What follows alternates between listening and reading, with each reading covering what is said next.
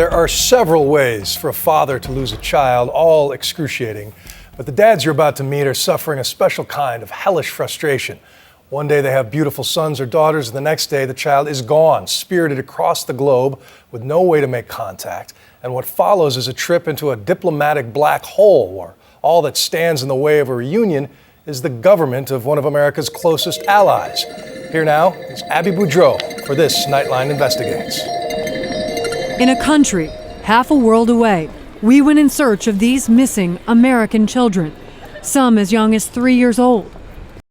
All of them taken by Japanese mothers from American fathers and now living in Japan. How many of you had your children taken from you and now they are somewhere in Japan?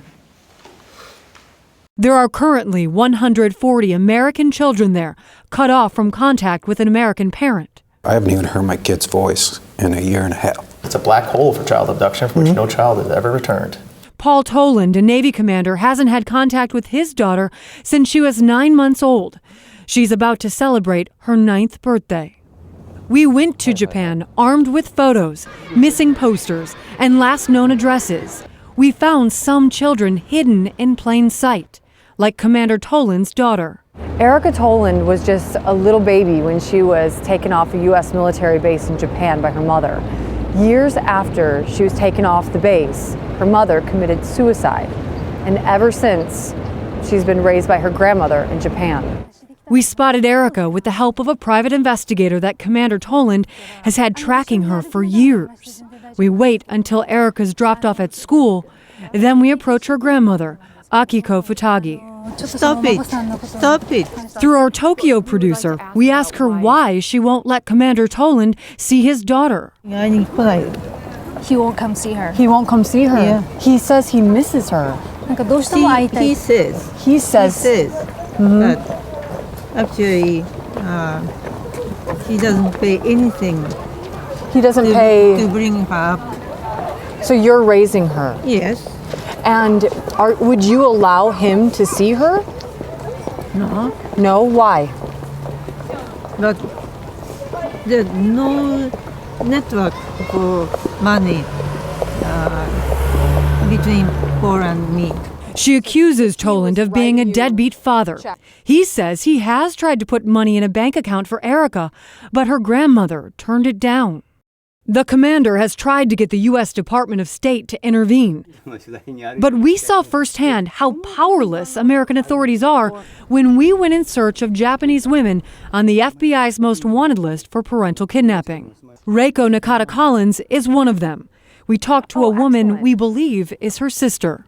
Do you know Reiko? I'm sorry, no comment. No comments? Did you know she's on the FBI's most wanted list? I'm sorry, no comment. Where are they? Where are they? I have no comment. Where is she? Where is this young boy? His father wants to see him. Then, 2 plainclothes Japanese police officers approach us. We show them the FBI wanted poster.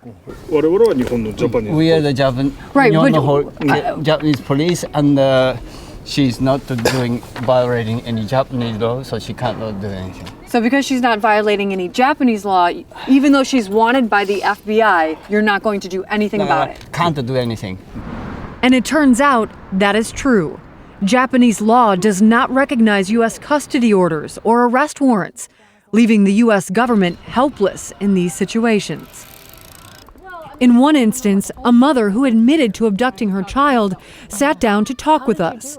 We agreed not to show her face or use her name.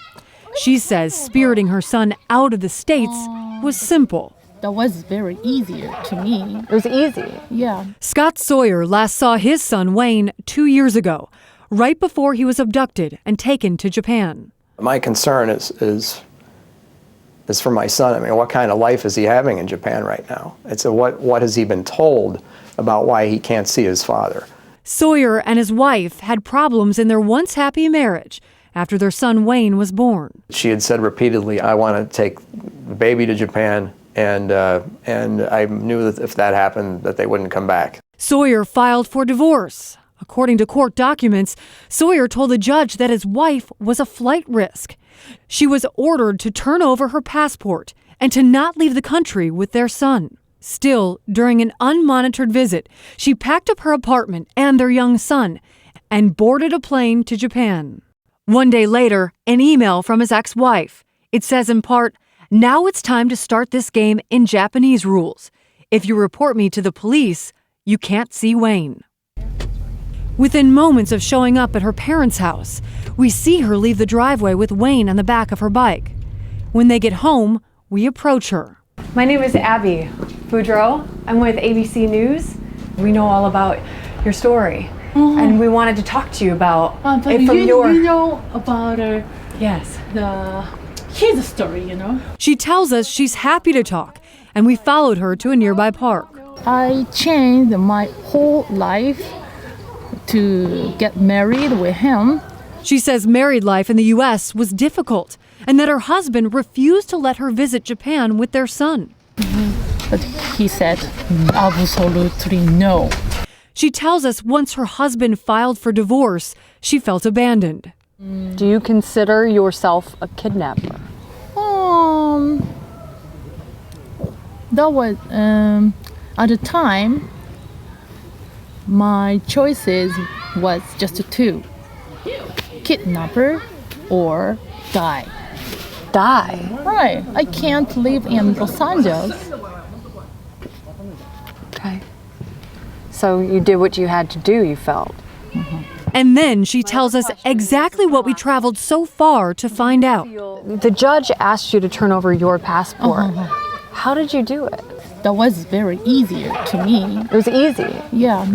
The Japanese consulate told us that they only issue passports to minors with the consent of both parents. Still, she was able to get one. I explained the Japanese embassy. I lost it. Okay, so you told the Japanese embassy, I lost my passport. Then she admitted giving the consulate a fake name for her son, and they didn't double check. Back in the U.S., we showed portions of this interview to the State Department. It's very, very frustrating for me. Some might consider this a national security threat. That could be. Japan has not signed the Hague Treaty that protects children from international abduction, so the U.S. government has no legal recourse. Still, the fathers feel their country has failed them. The president considers it a priority. Secretary Clinton considers it a priority. Isn't that enough power? It's not a question of power. It's a question of persuasion. Japan has to do the right thing. For Nightline, I'm Abby Boudreau in Japan.